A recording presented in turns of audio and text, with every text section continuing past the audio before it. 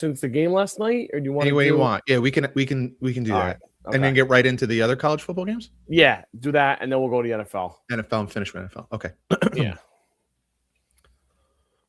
What's up, everybody, and welcome to Bump and Run. I'm Pete Colasano, joined as always by my good friend, Mr. Scott Bracey. What's going on, dude?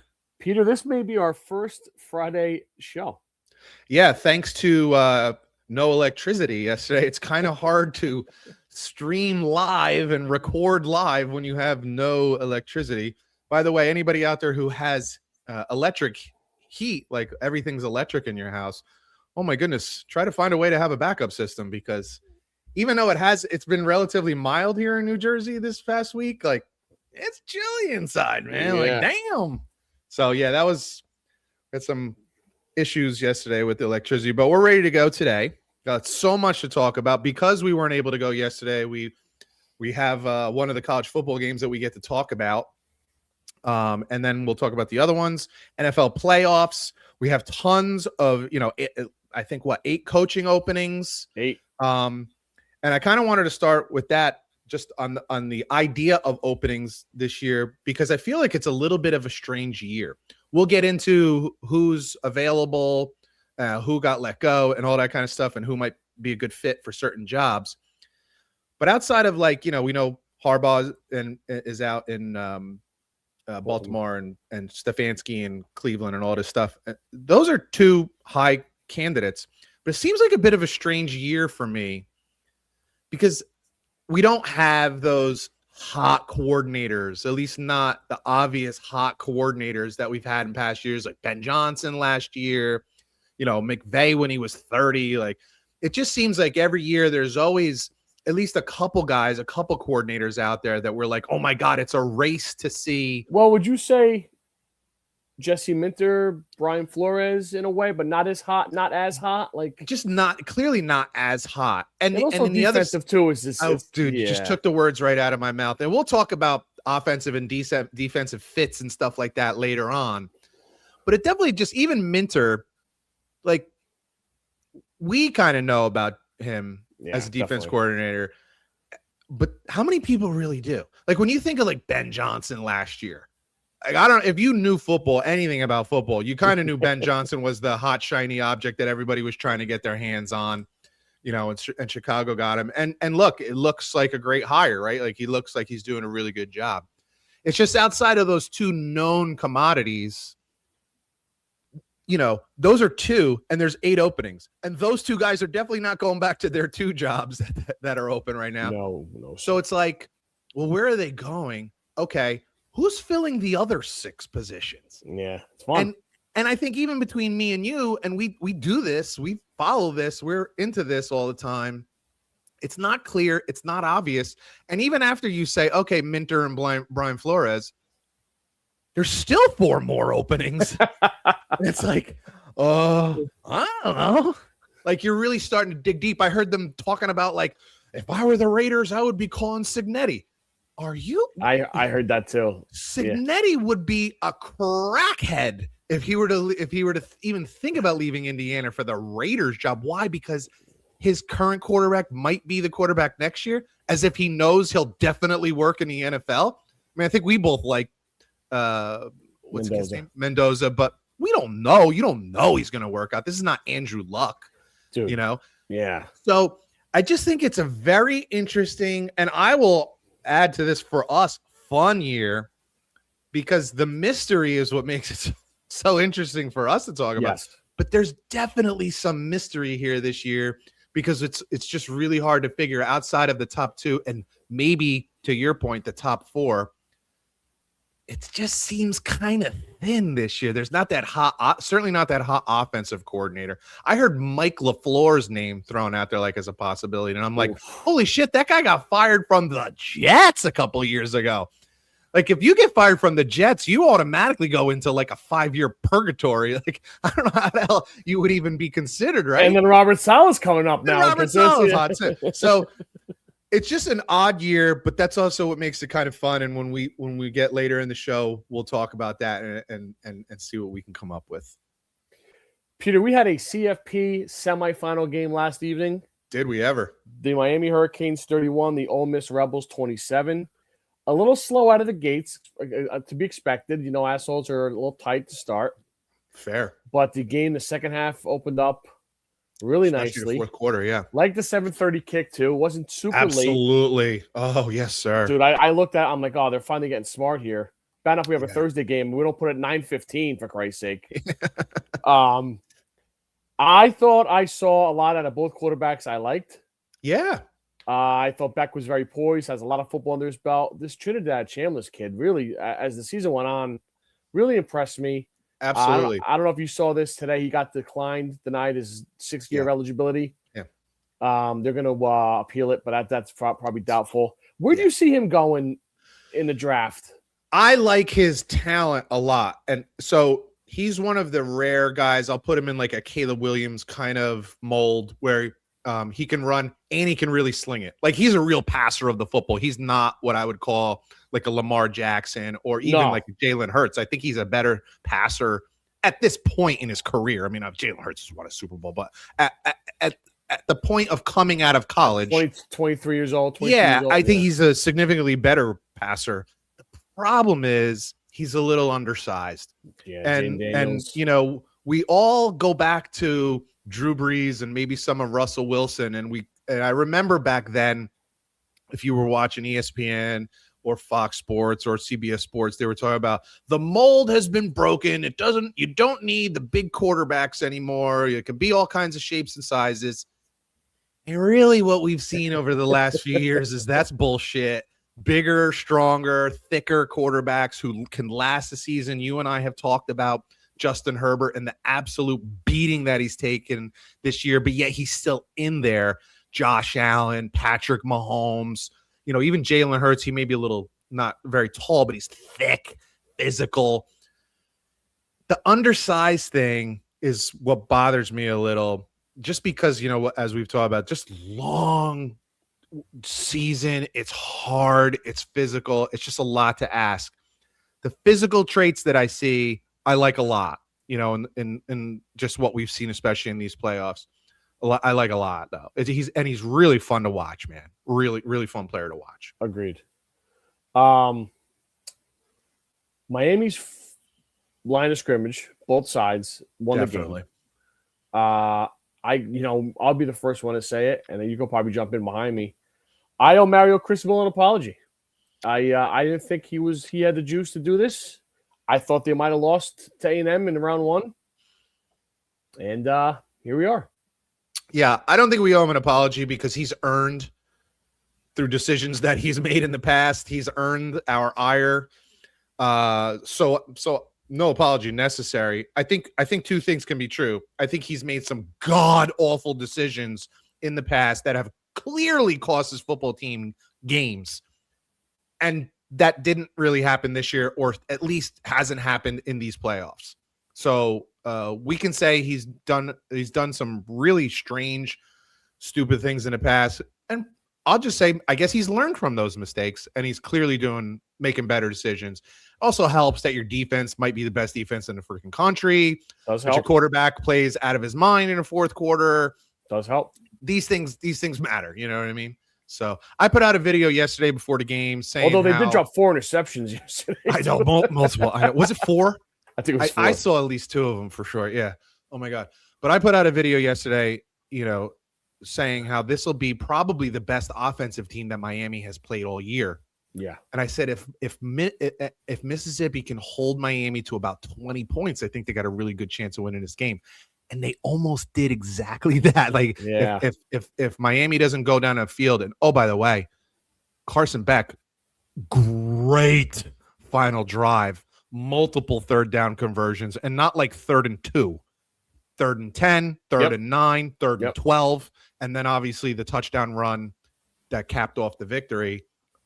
Got to give it to him, man. Like, great job by him finishing up that, you know, and it puts kind of like, you know, we've questioned him as a quarterback, and I'm not ready to sit here and tell you he can be a starting quarterback in the NFL, but he's caught some heat from a lot of different angles, especially for like bad turnovers and bad spots. The guy's been in college football for 7 years. Like, holy shit. he set himself in stone for a legacy with that last drive. It was really special. Agreed. And great job again. Great job by that defense, because that was the best offense they had seen all year. Like, I don't care who you look at, that was the best offense they've seen all year. So they did just enough, to keep him in check. It was a really good game. How about that? It was just a really good game. You're right. There was a few drops, but that's why guys are on defense and not on offense, because they're not great at catching the ball. So, guys fucking tipping 3 times himself. Multiple times. Yeah. But it was just a good game. It was a fun game to watch, and then when you get the back and forth on, 4 straight possessions or whatever the hell it ended up being in fourth quarter, it's just fun, intrigue, right down to literally the last play. Just a really fun, enjoyable game to watch. And just, again, I was texting with somebody today saying, awfully quiet there in South Bend, Indiana, isn't it? Yeah. Yeah. As it should be. Definitely. Mr. Mangano, thank you for that. Appreciate it, pal. So I jumped the gun a little bit on this. We didn't do last week's review. So real quick, Miami beat Ohio State 24-10. Oregon beat Texas Tech 23-0. I wanted just about that game, the Oregon-Texas Tech game, before we go into. Sure. Texas Tech did a really great job defensively. Oregon only had 13 points going into the fourth quarter of that game, or late third quarter, something like that. That game was watching grass grow. It was just, we say this all the time. If your defense is going to be on the field that long, I don't care who you are, eventually you're going to wear down. That the Texas Tech offense had just not seen anything remotely in the ballpark of Oregon's defense. It didn't look like the same offense we watched all year, though. Like, they weren't even like they looked. Think about it. This is the only concern. Remember, this is the one concern I had going into this game, was that who had Texas Tech played that even comes close? BYU and Utah.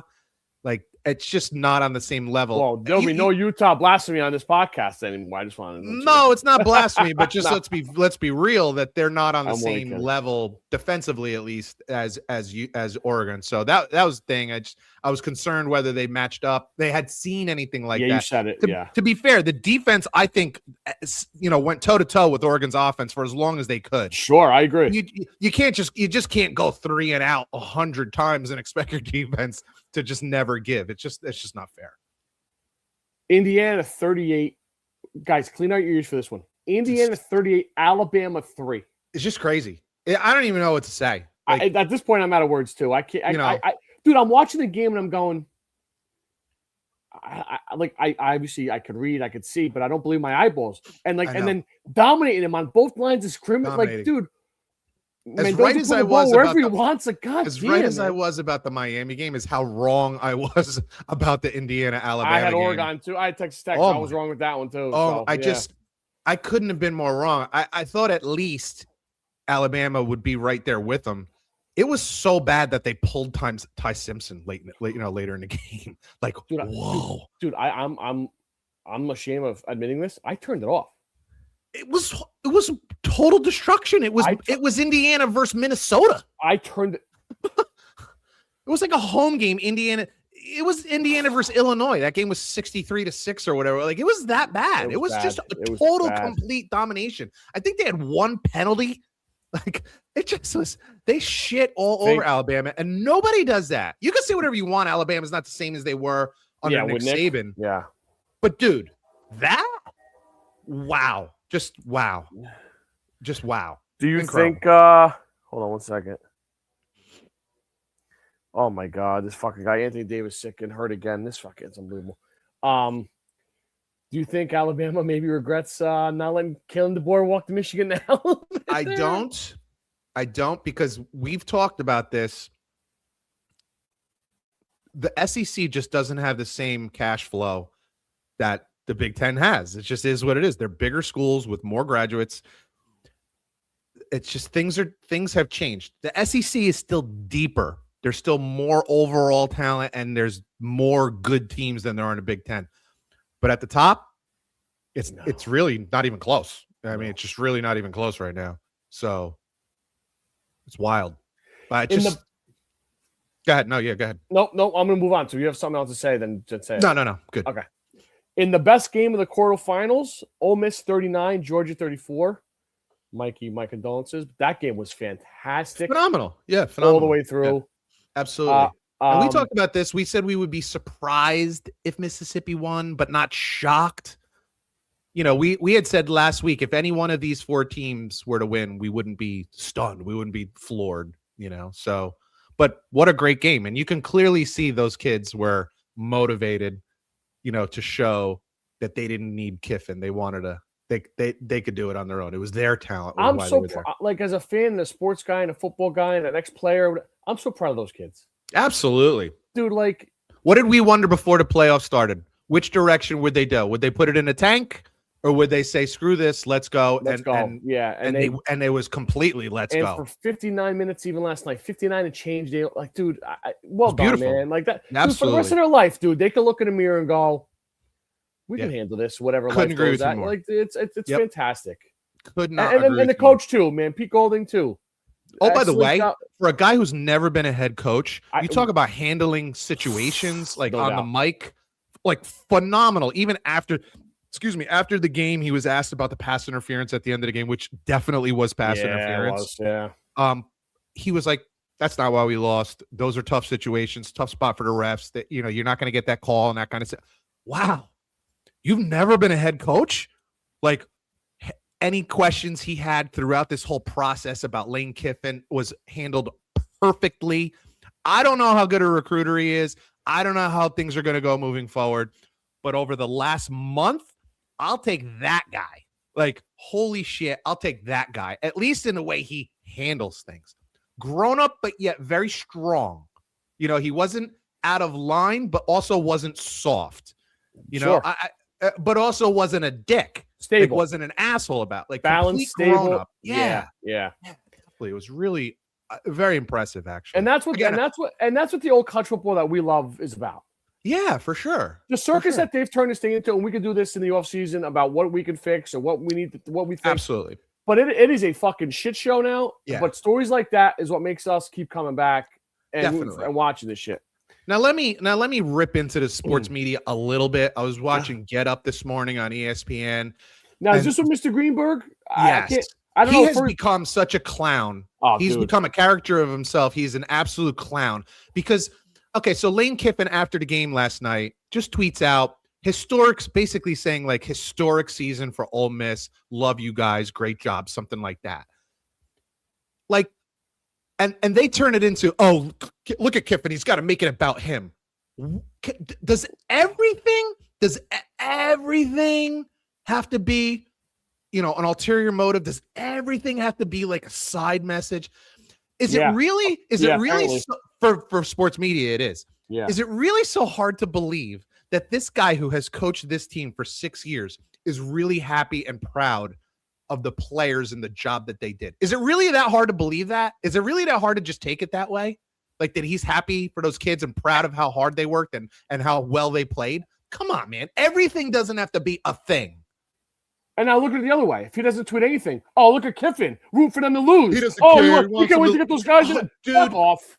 You took the words right out of my mouth. You are 100% correct. They would have been going ballistic. There's no, to them, there would have been no proper way to handle that. Fuck them. You're all assholes. Yeah. I think he did the right thing by congratulating him and say historic season. 100%. You know why also? Because it was basically the best season in Ole Miss history. I was thinking the same thing. Yeah. And he did the right thing. And by the way, one more thing before we move on to tonight's game. The Miami sideline filled with these fucking alumni that are on cocaine and Quaaludes and fuck. Dude, listen. Dude, Michael Irvin, dude, take a Prozac, man, like a Valium or something. I get that. Like humping the ground, humping the air. Like, bro. Dude, it's not the you from 30-30 ESPN 30 for 30. Like, not to make this about me. And Michigan was there a couple years ago. A lot of alumni in the fucking suites enjoying the night. I hate Ohio State last year. A lot of guys in the suite doing their thing. You got Miami, dude. I didn't know who was a coach, a player, a next player, an alum. Jesus, dude, it Christ. Started from the pregame. You had Ray Lewis and I think it was Edgerrin James. Maybe it wasn't. It was definitely Ray Lewis and somebody else coming out with the captains. What? No, but Eli and Patrick Willis did for the Ole Miss too. I don't want it.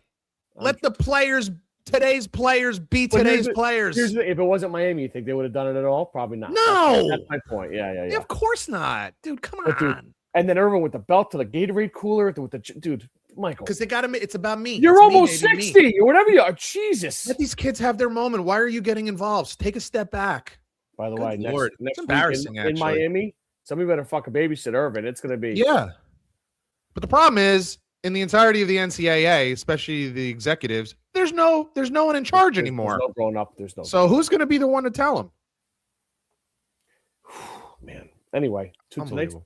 tonight's Peach Bowl, a rematch. When did the Peach Bowl become an important bowl game? Well, they have so many. They got to throw some bowls in. I know. What happened to the Gator Bowl? Is the Gator Bowl a thing anymore? Funny to me, man. It's just funny. Indiana versus Oregon. They played early in the year. I think Oregon Oregon lost by 10. Yeah, 30-20. In Alton. Yeah. Alton, yep. I have a lot of thoughts on this game, and obviously we'll talk more about it later when we pick the game, but I don't like that Oregon's running backs hurt. That sucks for me, but let me ask you something. Sure. Indiana's what? 12-0, 13-0? They would be now 14-0, right? They won the Big Ten. Okay. And they beat so they're 14-0. They're the only undefeated team. They absolutely smashed Alabama last week. And we still don't think, and we still don't believe in them now that much. Don't you still have some trepidation? Even they beat Oregon, and by the way, 10 was a gift. The game wasn't even that close if you watch the game. And still, simply because of the laundry, we're probably both sitting here like, I don't know. You know, it is Indiana. 100% right. If we took the laundry off and it was just shoulder pads, nothing, we'd be like, of course Indiana is going to win this game.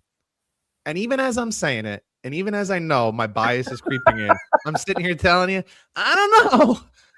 And look, what's the reality here? We're down to the, including last night, we're down to the Final Four. Yeah. These are really good teams. If you look at the spread, it's 3.5. It's not like they're 10-point favorites. Of course, these are two very, very good teams. It's going to be a tough game. It's not like Oregon ain't showing up flat. I'm not saying they did in the first time they met, but they sure shit ain't showing up flat now. You know what Oregon might have done the first game? Underestimate the shit out of them, though. That's totally fair. And sure as hell that ain't happening again. No, not with Landing. Landing's a fucking psycho. So again, to be fair, would it completely shock you if Oregon won this game tonight? No. Indiana should win.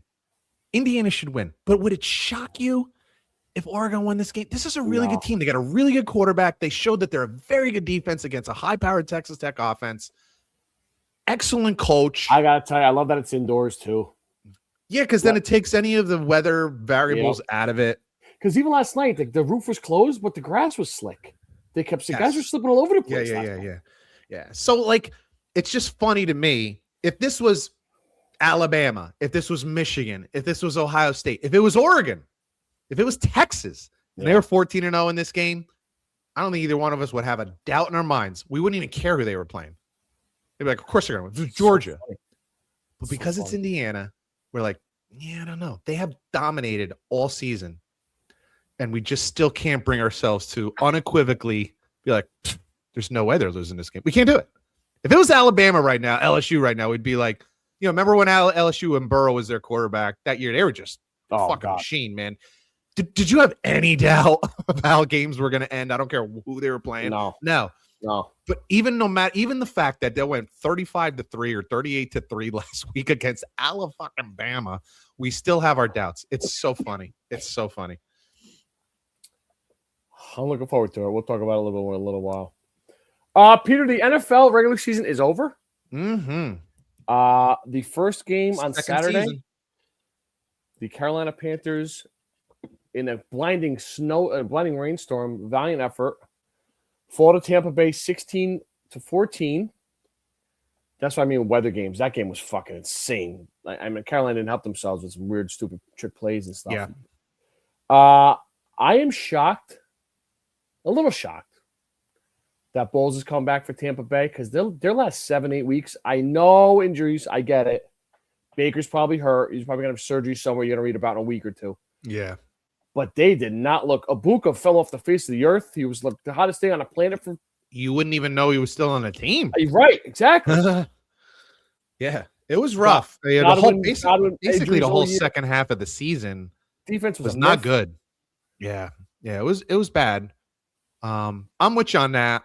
Look, I like that he wasn't fired because Me I think too. when you have 4 straight division winning seasons, you should You earn a little clout. you've earned a little grace. Yeah, you've earned a little grace. Like, and when you take But all that's not the way the world works, though, Pete. it You is know not, that. and that's why I'm happy about it. And yes, to your point, surprised.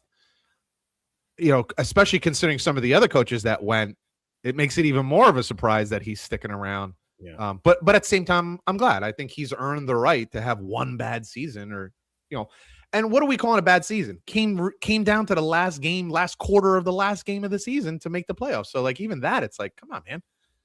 Like I just feel like we've gotten to a point where it's like you can't have any, I don't know, down moments, have any bad moments, a bad season, or else you lose your job. It's not good business, man. It's really not. It's not. Yeah, it's not. And then you know what? If you really look, who's the teams that do that? They tend to be the bad teams that are so willing Raiders, quickly to move. Yeah. So, but at the same time, Carolina still is a hard team to believe in. Although they've given us moments this year where you're like, I don't know. Are you telling me they're the Indiana Hoosiers of the NFL? Not exactly. We were very, very in high praise of Mr. Brock Purdy the last month. But when the Seattle Seahawks defense comes into town, Seahawks 13, Niners 3. You got my attention. And then they've had our attention for all the year, basically. I'm just being hypothetical there. Seattle's offense still not impressing me with Sam a little bit, but again, don't screw it up. About that? I was just going to say, can I ask you something about that? Because if you look at the last few games, I think one was against Carolina, this particular game. I'm wondering. One was against the Colts with Rivers. Right. I'm wondering if it's let's get out to a lead and then let's lean on our defense. That's possible. Because if you think about all those games, they were winning all those games early, and then they kind of just rode it home. Like, do you think there's a possibility where the OC head coach are like, hey, we love that you're aggressive. We love that you do what you do. But when we get leads, let's not hand the game back to the other team. It's possible, but it's a very dangerous game to play. I totally agree. But I think it's a fine line to walk, because you only want to do that if it's a game where you've taken a 10-point lead, like 10 or 13-point lead, like they did in this particular game, But even I don't know that. But Pete, even like that's the game you worry about, because the Niners have showed you with Brock getting so hot and whatever. Right. But the problem with that, they know better than we know. But the problem with that kind of strategy is you get out to a lead, you kind of tamp it down. If San Fran were to put 2 touchdowns on the board out of nowhere, it's not easy to just turn it back on. I agree. And that's the danger. That's the danger. Now we'll see. If you take Smith and Jigbo away too, he's having trouble. That's definitely the case, and that's why I wonder. That's why I'm saying I don't even know that that's what it is, or what do we always say, dude? You give these coaches enough time and enough tape, they're gonna start taking away what you do well, and then you have to have a second pitch, you have to have a curveball, you have to have something else that you can go to. Although their run game has woken up a little bit. It's still not great, but the thing that's smart, they don't get away from their running game, even if it's not working well. Yeah, and which forces you to still respect the run action game. And the play action ends up still being effective, even if the running game isn't fantastic. Yeah. Peter, I'm pretty positive that you were asleep for the last great 8 minutes of this game. Steelers 26, Ravens 24. I was not. You were awake. I was. I am so proud of you. I fell asleep before that, but woke up just in time. So proud of you. This game had it all. By the way, look at the haters. Look at the haters. Mike Mangano, before these playoffs are over, the real Sam Darnold will reappear. I got to tell you, I don't know if I disagree with him either. I don't know. Than anybody in the NFL over the last 2 seasons, and he just can't get any respect. Do you have faith he's going to go Super Bowl? I'm not so sure he's going to go to the Super Bowl, but if Matt Stafford doesn't go to the Super Bowl, is that the real Stafford who failed? I just let's see how it goes. Matt's got a Super Bowl, so that's a little different. If Sam goes out there and throws 3-4 interceptions and they lose, then you get to say that. Yeah. But that's not what we do, Pete. We got to start. We got to put no, that's something not on what paper Mike before. Mangano does. Yeah, well, Mike's the loudest mouth east of the Mississippi. So, my question to Mike is was he rooting for Carson Beck last night because he was previously playing for the Georgia Bulldogs? My guess is no. No, fuck that guy. He left, right? Yeah. Okay. Steelers, Ravens. So, where do I start with this game? How about I start with this? Please. And then you can pick up. The Steelers aren't even here. Check this out now. The Steelers aren't even here right now, if not for Mr. Aaron Rodgers. Let's keep it real, folks. Oh, dude, they probably have 5 wins without Aaron Rodgers. They're at best. Aaron Rodgers, fucking Aaron Rodgers, is why the Pittsburgh Steelers are where they are right now in the playoffs. Now, I'm not a big Aaron Rodgers cheerleader guy. Never have been. But I think he's earned a little bit more of my respect this year. He's got a little bit of fuck. You don't have to like a guy to respect a guy. I think you're right. Yeah, and he's got a little bit of a fuck it this year. Like, I'm going to go out there. I'm going to do this. He loves Mike T. Blah, blah, blah. But, dude, you still hear Steeler fans, like, they still want Tomlin gone. Like, and I just say this. I say what you say all the time. Who do you want? Well, that's just it, Who are you right? going to get? Like, are you sure? You sure you don't want Mike Tomlin? You trust Jesse Minter? You want Brian Flores? You want the same exact thing? Right. Play defense, try to keep them under 20, and then you go 9-8. This goes right back. You want John Harbaugh? You think John Harbaugh's taking a job in Pittsburgh? Hello. Exactly. Now we could get into. Well, we'll get into this later. We'll get into it. Yeah. Hold your nuts. But you're right. Yeah, you want to be careful. I'm of the mindset that it's probably time because these 9-8 non-losing seasons. You also have non-playoff winning seasons in a decade. 2016. Yep, good call. Yeah, so, what's important? Is it just don't lose too much or win a championship or at least compete for a championship? Because let's just be more clear. It's not just that they're not winning championships. They're not competing for championships. Just because you're in Carolina is in the playoffs. Yeah. They're not competing for a championship. Like, let's not confuse these two things. No, you're right. So, as good a job as Aaron Rodgers has done and competitive as they've been, they're not competing for a championship. There's way too many teams that are significantly better than them all around. And then they're going to have to go on the road and beat them. It's not happening. I don't know that they're going to win this weekend. So we'll talk about that. But yeah, but they're here because of Aaron Rodgers' play this year. Touchdowns, completions, very few interceptions. And, oh, by the way, well, we talked about this a couple weeks ago, similarly to Kirk Cousins coming a couple years off of the Achilles. Aaron Rodgers, 2 years off the Achilles, actually is running the ball again effectively, when necessary, not a lot, but when necessary, 4 first downs, big plays. It's important. He's been a big reason why they're there. And also, let's remind ourselves, no DK Metcalf in the last 2 games. Right. High visibility that showed. Rivalry game on Monday night, no DK Metcalf, and he throws for almost 300 yards. Pretty impressive stuff. Do you want to go to coaches firing before we get on to this week while we're on the end of the season? Sure, we can do that. Yeah. All right, so let's put a ball. We'll start there. We'll start with the Ravens.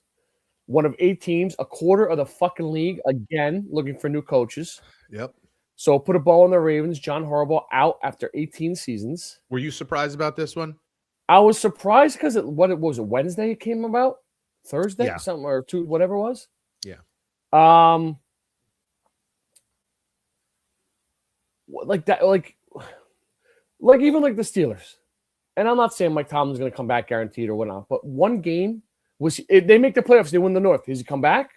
Like what's the again, the Ravens from the get-go, week 1, when they blew that 10-point lead in Buffalo, whatever, they looked weird all the way through. But, here Lamar and him button heads. And who that's what I was going to say. This seems a little different than the Steelers situation, where the Steelers situation is purely about Mike Tomlin. this seems to be a situation that Lamar Jackson was unhappy. The interesting thing about that is pre-Lamar Jackson, John Harbaugh had an 8-4 playoff record with a Super Bowl. Post, with Lamar Jackson, he has like a 3-5 or 3-6 playoff Crazy, record, right? no Super Bowls. So if you're John Harbaugh, aren't you looking at it like, oh, it's my fault? Yeah. It's my fault? We're not going to put this on the players? Because before this kid was here, I had twice as many playoff wins as I had losses and a Super Bowl. So you're going to put this all on me? Yeah. It's a little. But what are you going to do? You're going to bounce Lamar Jackson? I don't think so. So that's the conundrum that they were in, which is very different than Pittsburgh. Like, it's purely a Mike Tomlin. Do you want to keep him? Do you not want to keep him? Do you not want to keep him? Is it just time to move on? I don't think either one of us are like, the guy should be fired because he stinks. He's doing a terrible job. It's just, it's more of a, is it time? And the Baltimore thing seems more like we're on different pages. This isn't working because the chemistry isn't working. Give me two guys you think would fit good in Baltimore. The funny thing is, Stefanski. All right, so let me just say this ahead of time. Everybody seems to be putting John Harbaugh as option number one, and then maybe Stefanski next or some others. I personally don't look at it that way. I think Stefanski is the number one target for any coach, for any team, because he's the offensive guy. We talked about this a million times. Think of how many coordinators that John Harbaugh has had to go through, not just through the Flacco years, but I think he's had 3 different coordinators just in the Lamar Jackson years, whether they move on to a better job or it just wasn't working because Lamar needs something different. Whereas if it's Stefanski's the offensive guy. Yeah. So like for me, I look at it as like, and I know if you watch any sports media, it's total opposite. It's Harbaugh's number one guy. Wherever he wants to go, he'll go. Yeah. And the other thing that's happening is I don't know that it's even real, but there's some talk if certain teams lose in the first round, they may want to get rid of their coaches. Buffalo comes to mind. I just can't see it in Green Bay. But you hear it. It's not their style, but that's what they talk about. I just don't see it happening. But definitely Buffalo. And if you're Buffalo, I would a million times over rather have a Stefanski than I would a John Harbaugh. I have the culture in place. I don't need a culture guy. I want a guy who can take the offense to another level. Yeah. Well, then there's talk they might give that job to Joe Brady and everything. Yeah. So whether it's Baltimore, even the Raiders, if you're going to bring in Mendoza, I want an offensive guy. I don't want John Harbaugh. To me, the reason John Harbaugh hasn't been successful, he's underperformed. That's why it's one of the reasons he got let go. He's been underperforming. So why do I want the underperforming guy? I want the guy who's kind of overperformed, if you really think about it, Stefanski. So that's just me. 2 coach of the years. And then it comes down to, if you go past the Stefanski, I don't know. What's a good fit for Lamar? I know. I don't know. That's what we started this show off with today is I don't have an answer. I don't have a Ben Johnson. Mike McDaniel? That's what I'm saying. Like, now, Mike McDaniel got fired in Miami. As an OC, I'd be thrilled to bring him in as an offensive coordinator. Me too. So, yeah. So, to Miami. John Harbaugh seems to be the number one guy there. They're going to bring in a GM that's familiar with the Harbaughs, blah, blah. Can you see John Harbaugh coaching the Dolphins? They're a fucking mess. If you're John Harbaugh, do you want that job? You don't even have a quarterback. Bro. If you got options, do you want to go to one of the few places that doesn't have a quarterback in place? I agree with you. Or Tua as your quarterback? I don't know that I'd want that. Nice weather. I'm sure it'll be a good payday, but he's going to have better options than that, right? Like the New York Football Giants? Like the New York Giants. Now, the problem with that is you then have to believe that Jackson Dart is actually a franchise quarterback. I'm not there yet. I'm just not there. I'm closer to him than a lot of guys on this list. Oh, my God, yeah. Like, closer with him than Tua. Cam Ward. The Browns' nightmare. Well, definitely not the Browns. The Cardinals. I still like Cam Ward. No, definitely not the Cardinals. I'm saying they really don't have a quarterback. So exactly. It's kind of the Giants, Tennessee, or the Giants or Tennessee. And this, again, is where maybe, he said, or his agent said, he's not even doing interviews until next week. I wonder why. Yeah. You want to see who loses in the first round and if anybody loses their job. Yeah. So, and if I was Stefanski, I'd say the same damn thing. I'm not taking any jobs, and I'm not really getting into this until next week when I see like clear. Because after next week, if you lose in the second round, you're not getting fired. I don't care who you are. Oh, my brother jumps in and will dig at the New York Jets, huh? There you go. Wait, what? Oh, dude. This is we don't do Jets digs on this show. It's the worst organization maybe in sports right now. Let's just leave them alone. Let them die a slow death. So I'll leave. Tennessee Cardinals. Whatever they will get. I think Tennessee. They're going to get the scraps. You're higher on them than I am. It's not just Cam Ward. I still do like Cam Ward, and I thought he played a lot better. I'll say the last 4 games of the season. Yeah, a little better. The other thing is, dude, I think you're going to get a little more patience there. I think you get a little more, how do I say, like gentle press, certainly more gentle than the New York press. So I think there's a little more runway. And the problem is, though, there's no juice. Well, that's if you're Harbaugh, that's your job is to bring the juice. And also how they treated Vrabel. It's not great. And how this guy sucked. And dude, there's not that much talent there. They got a lot of issues, dude. They really do. Listen. Here's one thing that has to be accepted. If you're firing coaches, things are not good. You're going into what did Vrabel do to get fired? Well, maybe. Oh, he was there for a long time too. So again, I'm not saying I would have fired him. So don't take it that way. Okay. But I'm saying like maybe his runway just ran out, and it was time to move on. Things, Captain Obvious, fucking things are bad to get fired. No shit. Well, that's what I'm saying. Like, I don't care. I don't care where it is. It's not a great situation. That's why the fucking guy got fired. So, like, you're being called in to fix things, to raise the level. You know where I like Stefanski? Atlanta. I don't hate that. If I'm him, I'm going somewhere where it depends on Penix and whatever he likes him or not. Yeah, how you feel about that? I still am high because I just think we gotta be patient, dude. The guy played one season, played one friggin' season, showed some signs of good stuff and showed some not so good. But if you had Stefanski in there, can he make him play at least as good as Shedeur Sanders? I think he can make him play as good as Shedeur Sanders. So, I think Atlanta. I think the Raiders is interesting for him too, because if you're going to get Mendoza in there, it'd be nice to start fresh with a rookie quarterback. That's kind of nice because it gives you some more runway there. Also, they got Bowers. Those are both interesting. Yeah, those are both interesting. Yeah. So for him, for Stefanski, I look and I say Atlanta, Tennessee, Raiders. Those are the most interesting ones for me. I don't know that I just don't see him in New York with the Giants. I don't see him in Arizona either. Although if I'm him, and frankly, I'll put this the other way. If I'm Buffalo ownership and we lose the first game, I'm firing what's his face immediately. And the first call I'm making is to Stefanski. Could you imagine Stefanski with his offense and his, structure with Josh Allen bringing another receiver? I think things could be phenomenal. Yeah. I think that's actually what I think is the perfect fit. Not Harbaugh there. Arizona and Cleveland, just like they'll get the scraps, the coordinators, hot coordinators. Look, you think Cliff Kingsbury gets another shot? I wouldn't either. By the way, I'm hearing he is not well liked and is not even being like considered for head coaching. He's just too soft. He's just so you know what? I don't disagree with that. Wait, what'd you say? Arizona, Cleveland. Yeah, we got Miami. And Miami, frankly. You know what you're looking at? You're looking for the next Liam Cohen. Yeah. You're looking for the next kid who's in Carolina. Here's my guy for the Giants, and we can move on. I said this to all my buddies. I love Mike McCarthy. I couldn't agree with you more. I think it's a perfect fit. I do too. People laugh and they're like, "Oh, what are you talking about?" The guy won 12 games, 3 straight seasons with the fucking Dallas Cowboys and Jerry Jones.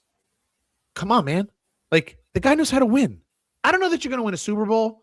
Although he has won a Super Bowl, I don't know if his offense is just too antiquated, although he put up monster numbers with Dak Prescott in Dallas. Absolutely did. But he's a grown-up, knows how to run an organization, won't be under the lunacy of Jerry Jones.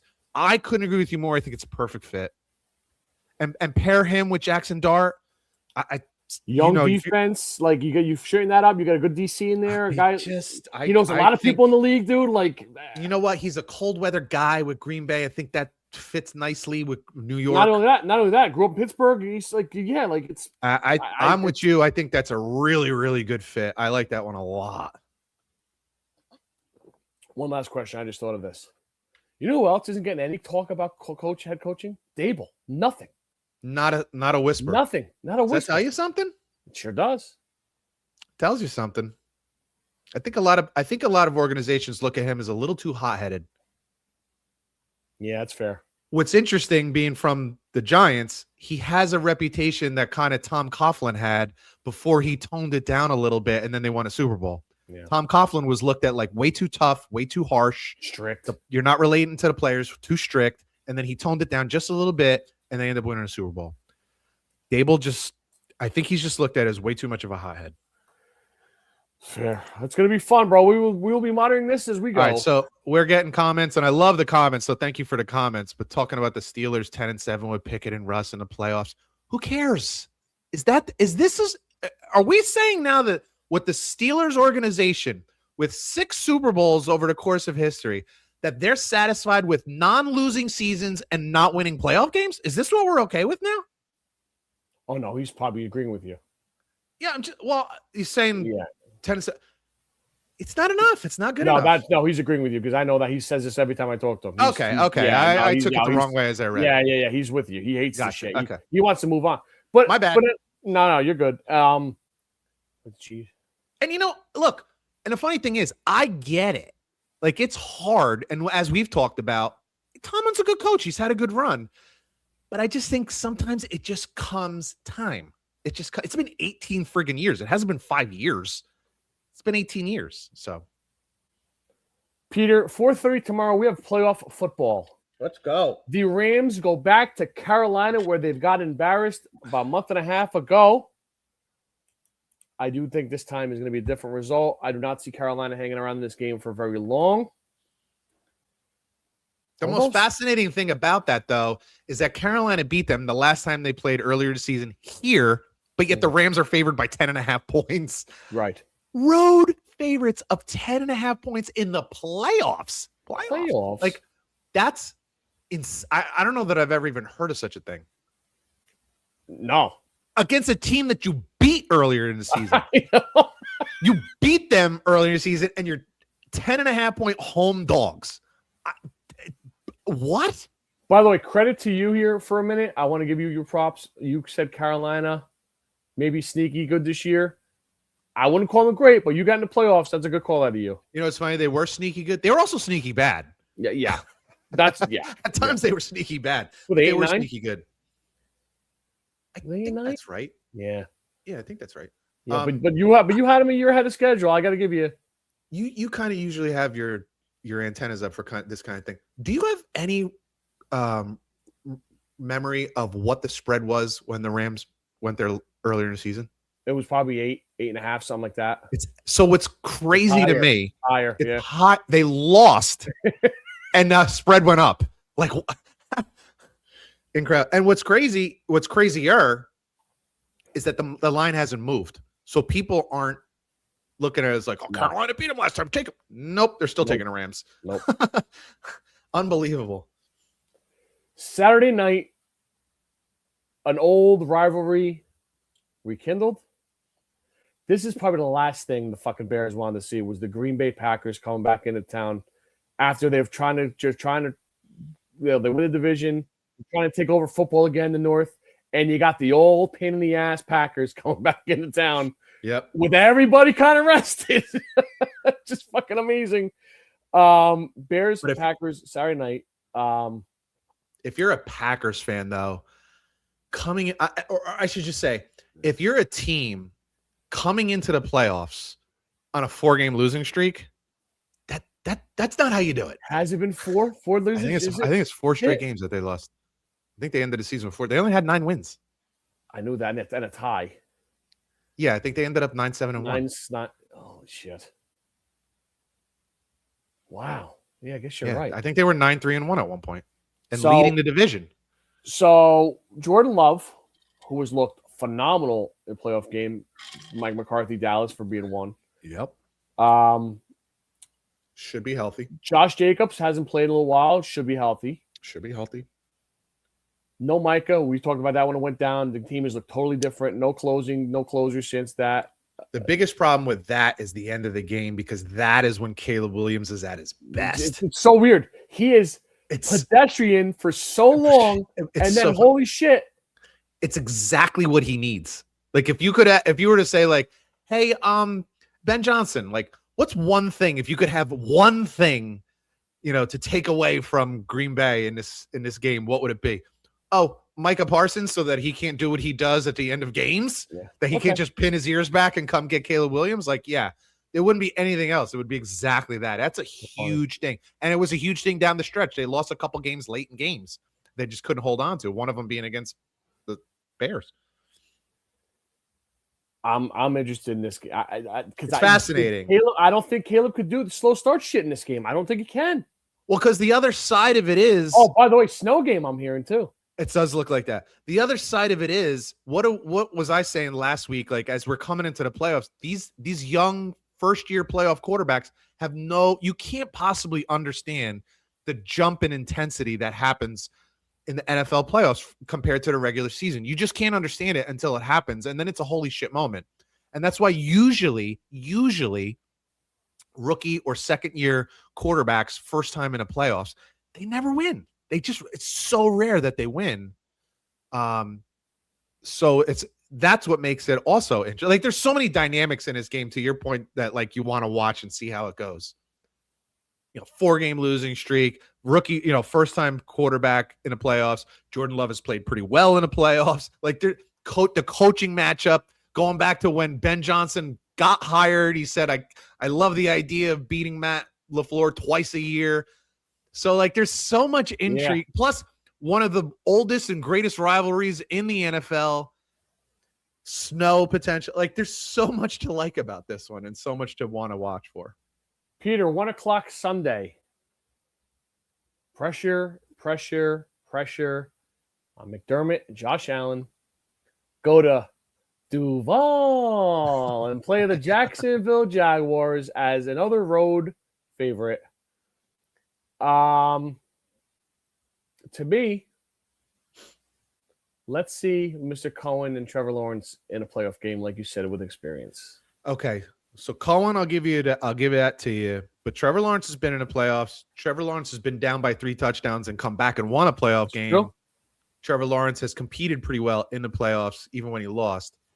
But Cohen is a different. Josh Allen. No. Cohen is a different story, but Cohen has been the offensive coordinator in the playoffs and been successful. So, like, the other side of it is, I just think this is a really bad matchup for Buffalo. I think it's a really bad matchup for Buffalo because everybody thinks of Josh Allen when it comes to Buffalo. Like, Josh Allen has to go off.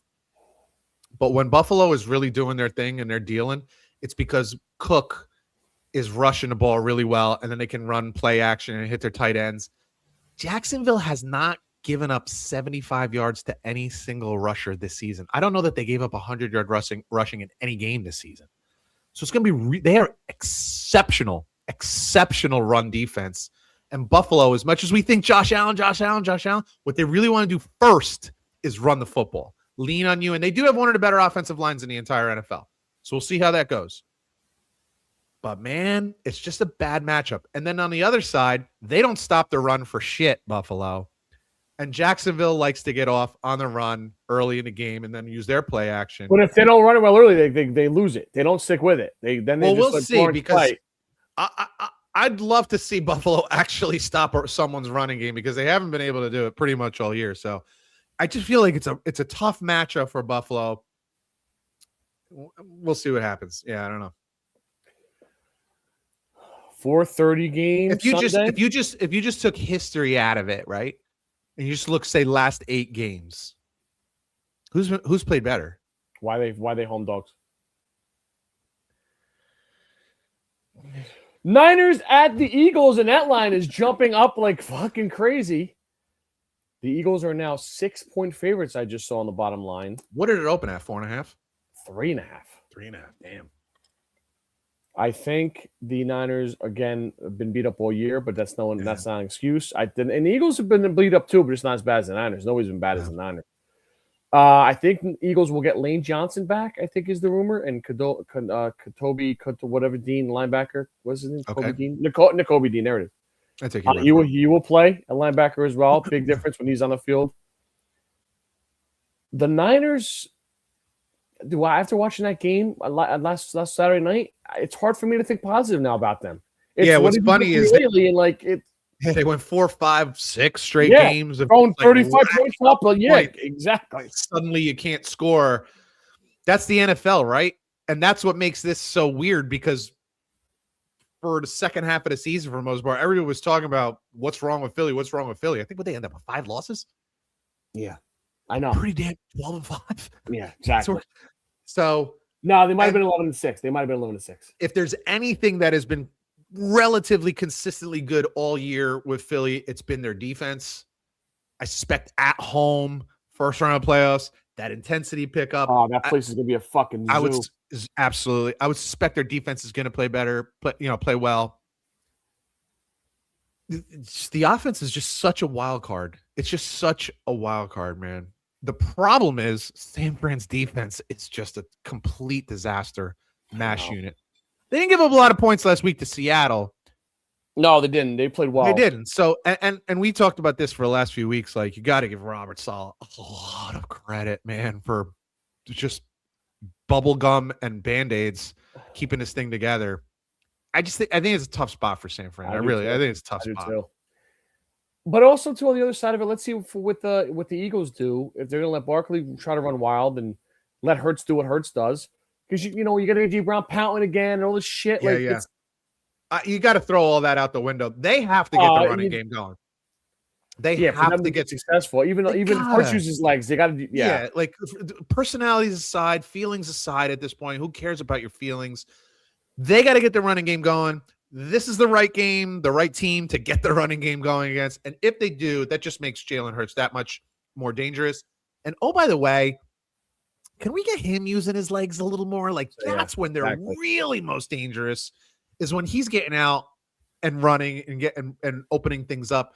Because similarly to when Lamar Jackson is getting out and open, when a defense cannot just do their job, when they also have to pay attention to whether or not the quarterback's going to take off, it just makes it that much more difficult to cover guys.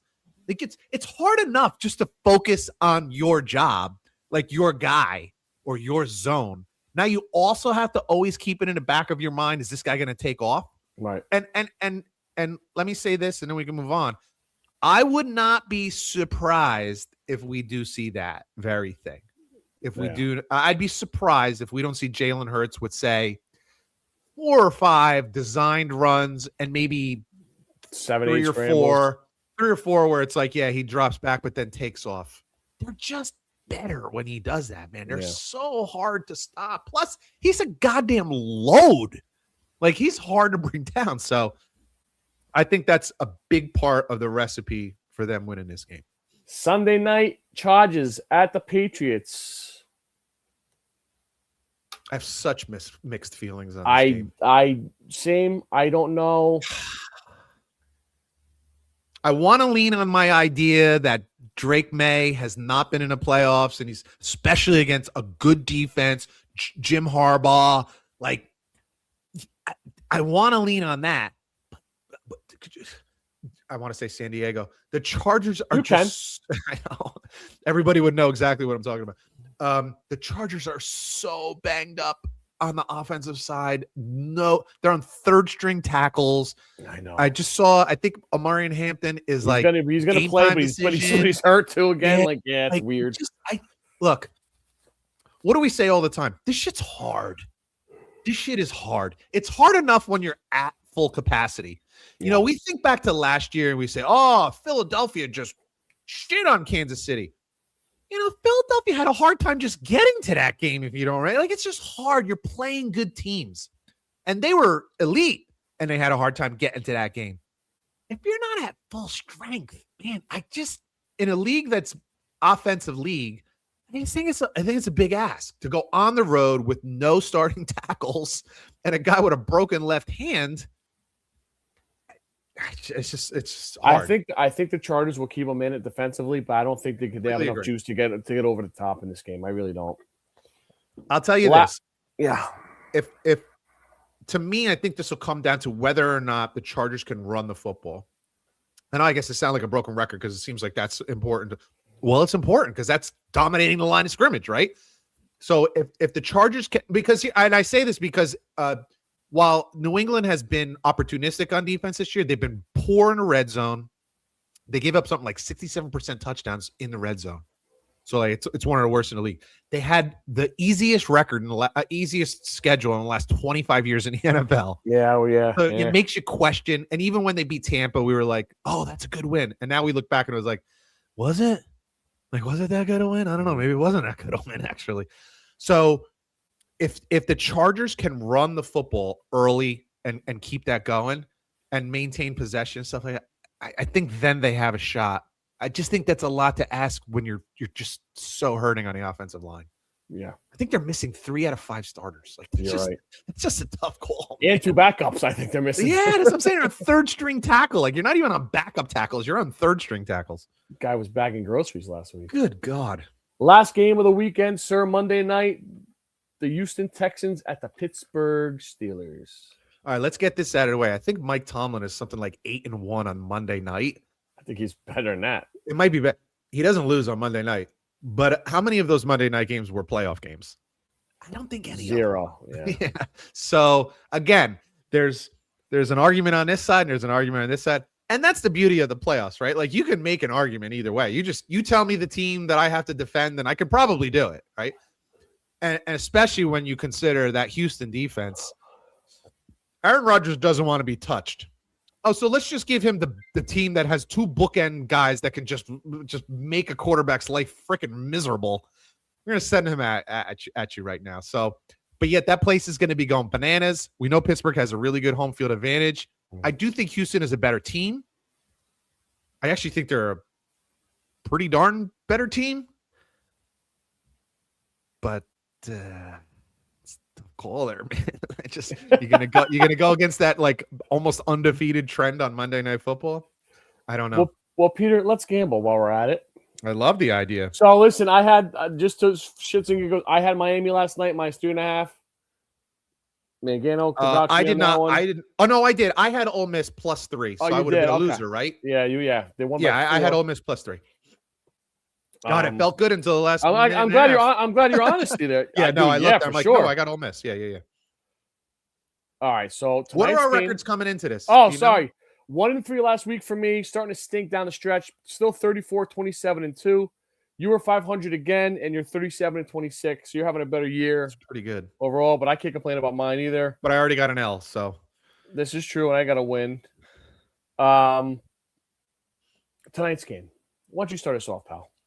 Look, we talked about this earlier. I'm having such a hard time, almost emotionally, bringing myself to have this unfettered confidence in Indiana. And then you watch how Oregon, frankly, let's be honest, dominated James Madison and then just played with their food for the second half of the game and let James Madison score a few touchdowns, and then just utterly dominated Texas Tech on the defenses on Oregon's defensive side of the ball. And that's the part that causes me pause, because I just think, and we could say this with the NFL, but you could say this with college. Look at who we're looking at. We're looking at some of the best defensive teams in the country. It always comes down to dominating that line of scrimmage. But if you're going to ask me which team is more likely to dominate the line of scrimmage, I'm sorry, but I think it's Indiana. I just think on the offensive side of the ball, they love to run it. We look at the fact that they beat Alabama 38-6 or 35-3, whatever the hell the score was, 38-3. Yeah. And we said, oh, Mendoza was fantastic. Mendoza threw the ball, I think, 18 times. Why? Because they ran the shit out of the ball. So I'm going to go with Indiana. What line do you have? Oh, he's doing it. I got 3.5. Yeah, I got 3.5 too. I was hoping you were going to say 3. I was going to steal the hook, but it's a terrible number to take Indiana, but I'm going to do it anyway. I'm going with Indiana minus 3.5 over Oregon. Well, I'm going to do like the rest of the country is and still doubt Indiana. I don't know. I feel like I was talking to somebody today. I feel like this line should be 6.5. It does feel that way, right? It You should won be by higher. 10 at Oregon. They blasted Alabama. They beat Ohio State in a neutral site. Yep. But it's not. And in both of those games, it was because they dominated the line of scrimmage. Yep, but it's Dominated not. the line of scrimmage. And this line stinks for me. And I love the other way getting the hook here. Yeah. I think Indiana could win this game, no doubt. But I think it's going to be – I hope it's like last night's game. Very rare you get two of them, though. So I'm a little nervous about that. But I think I'm going to take the 3.5 with Oregon. Nothing against Indiana. And it's not like they proved it now 2 years. You can't sit here and go, fuck all. You can't. But Oregon's been knocking on the door for a long time. Is this where Dan Lanning finally gets to step in the house? We'll see, but I'll take Oregon plus 2.5. It's hard to argue with. I just hope it goes just like last night and they win by 4. At the last second. We're going to go to the NFL? Yes, sir. I'm sorry, man. I refuse to just assume that because Joe Burrow's not in the playoffs, Patrick Mahomes is not in the playoffs, Lamar Jackson is not in the playoffs, that automatically means that Josh Allen is supposed to win all the way through. The problem with that thinking is that this is actually the worst overall Buffalo team since the 4 of those guys have kind of been going at it in the AFC over the last few years. And I just think if it wasn't for the laundry, no one would even be questioning this right now. So what do you got the line at? Jacksonville? I got 1.5. Getting a point half? Yes, sir. I'm going to take Jacksonville plus 1.5. I got to be honest with you. I wouldn't be shocked if they won by 10. I wouldn't be shocked if they won by 10. So give me Jacksonville. I certainly would take it on the money line if it's going to get you any kind of bonus points. But Jacksonville plus the 1.5 over Buffalo. Well, this is game number 2 where we are going opposite sides. Really? I am going to take the Buffalo Bills minus 1.5 because a little win tax for me personally. I do not want to see Josh Allen go to fucking Mile High Stadium at some point. I don't blame you for that. I am going to take the Bills because I think when it comes to brass tacks, I think I like Josh Allen more than I like Trevor Lawrence. I might like Liam Cohen more than I like McDermott, though, to be fun, which is insane to me.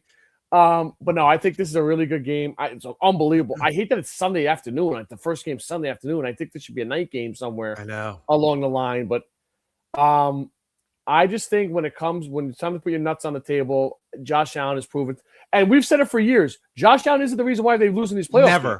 Never. The problem is, I think their defense is going to be unlike other people. Absolutely. Even Patrick Mahomes has been the reason they've lost games. No doubt. So I totally agree with that. I think their defense is just so mediocre on the border of being bad. And the other side, I just say overall, if you just look, you take it past Josh Allen's better than Trevor Lawrence. This is not even debatable. This is not even worth a discussion. But if you take it past that, I really do believe in every other aspect of the game. I just think Jacksonville's better. I hear you. And then they're at home. And then there's this assumption that, like, they're not going to have much of a home field advantage. You honestly think in an NFL playoff game that they're not going to have fans there that are going freaking ape shit? Yeah. I have a hard time believing that. Maybe I'll be proven wrong.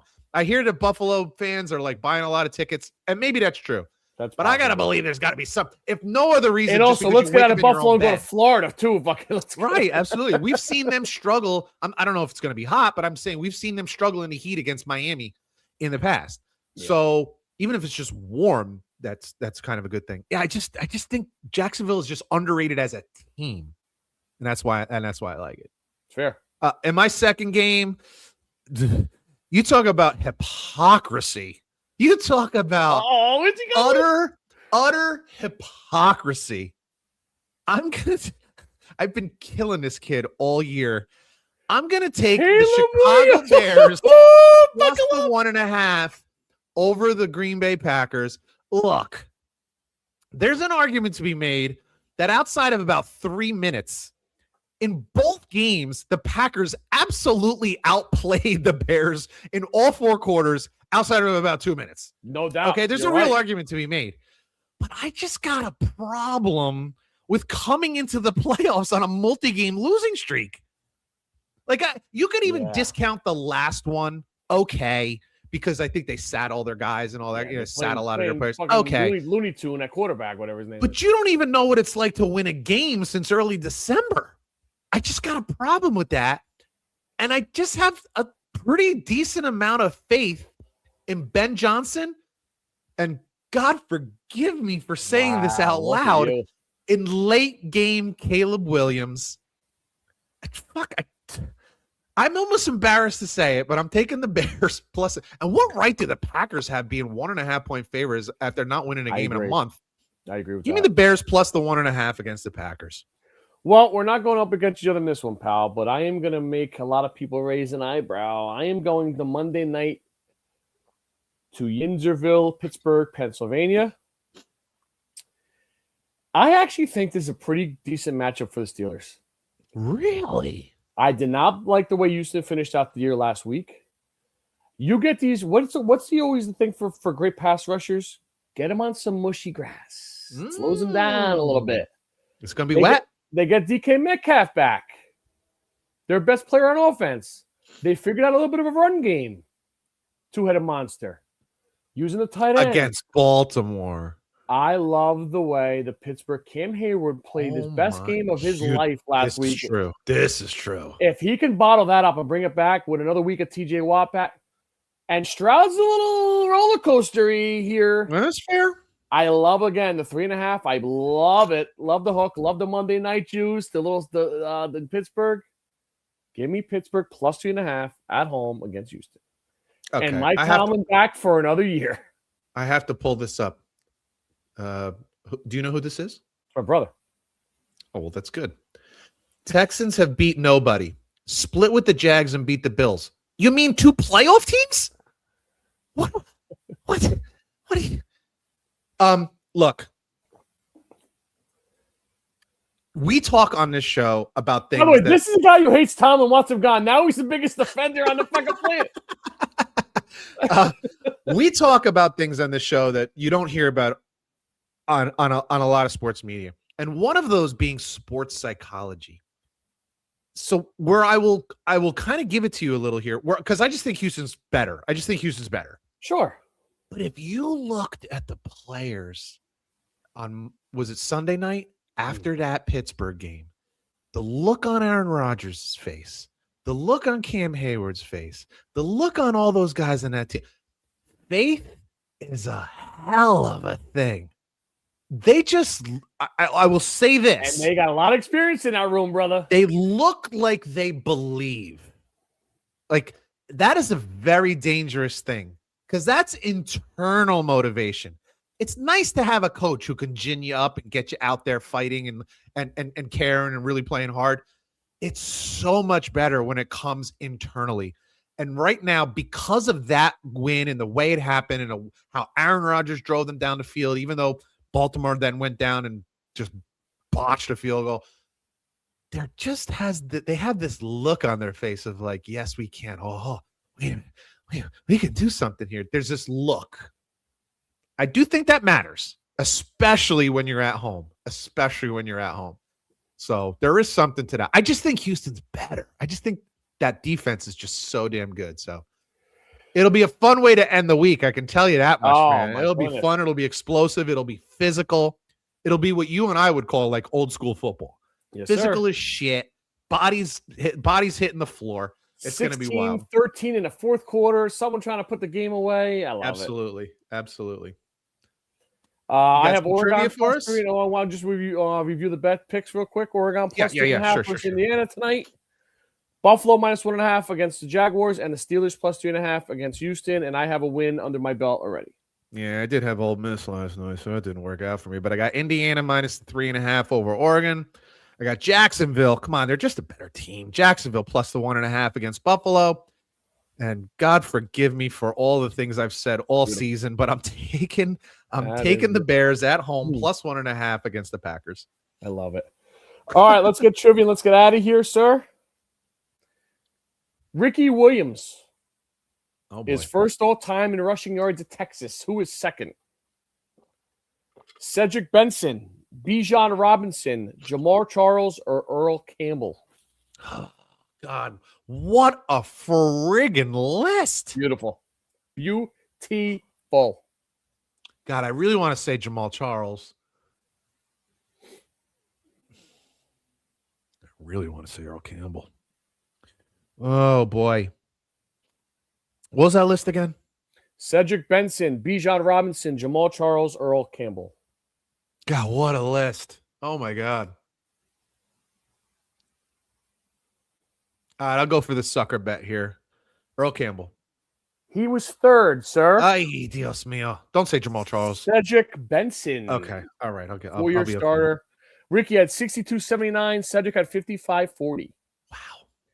Peter, who was first all-time in receiving touchdowns at Texas?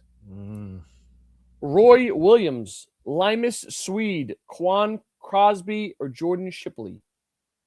God, what would make you put Quan Crosby in there? I think it's Cosby. Cosby, you don't even know what it is. What would make you put that in there? One more time with the list. Roy Williams, Limas Swede, Quan Cosby, Jordan Shipley. Do I fall for it? All right. Quan Cosby.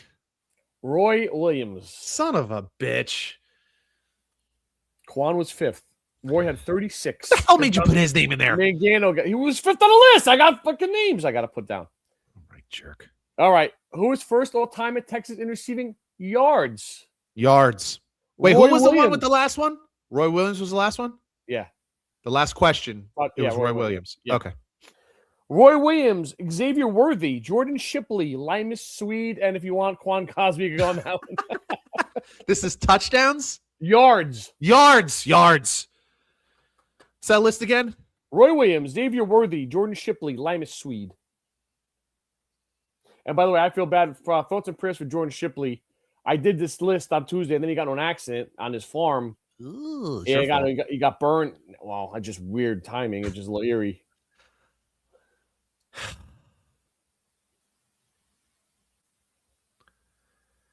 What's the list again? Roy Williams, Xavier Worthy, Jordan Shipley, Limas Swede, Quan Cosby. All right, screw it. Roy Williams. Atta baby. Hey, it's always a trick. Are you going to put a guy twice or 38.66 for Roy? Jordan Shipley was second, Michael. I think so. what was the yardage there? Do you know? I don't. How far behind? Pretty far. Thank you, Richie. Appreciate you, bub. All right, one game. You can We only got a lot watch of one. listeners. This Friday afternoon shit. Fucking Busy. Oh. Guys are at the bar watching on their phones. They bought me on TV. Maybe they. All right, you can only watch one game this weekend. Which one is it? College, pro, whatever. Wow. Oh, by the way, there's a new women's pro volleyball league I was watching the other night. Loved it. I like watching volleyball. So, and these girls, these chicks can play, dude. Did you have to close the door and turn the lights off? They do wear short shorts, tight shorts. So, but these girls are athletic as shit. So one man. game, I got a 1-1A. One would be tonight's. One would be tonight's game. 1A would be the Bills and the Jaguars. No, you get one. Fuck you. Tonight's game. I gotta be honest with you. It's tonight's game too. Yeah. I got. If I had a wedding on next weekend, playoff different. Totally different. If I had a wedding on Saturday and like a funeral on Sunday, I'd be okay as long as I got to watch tonight. Hopefully not the same families. Jesus that'd be something. That'd be something. Quick turnaround. I don't want to say I do anymore. Goodbye. How's the honeymoon? Ended short. For Scott Bracey, I'm Pete Colasano. You've been listening to Bump and Run, and we'll catch you guys next week. Enjoy the games later. Yeah, dude. Maybe we got to do more Fridays. I'm glad we snuck that in. That was awesome, dude. Holy shit. Yeah. Shit. And I love the back and forth with the guys listening. Fantastic. So very cool. I'm gonna eat dinner and then I'll get right on this. So try to get it out as early as I can. Okay. Enjoy the game tonight. All right, my man. I'll talk to you later. Later.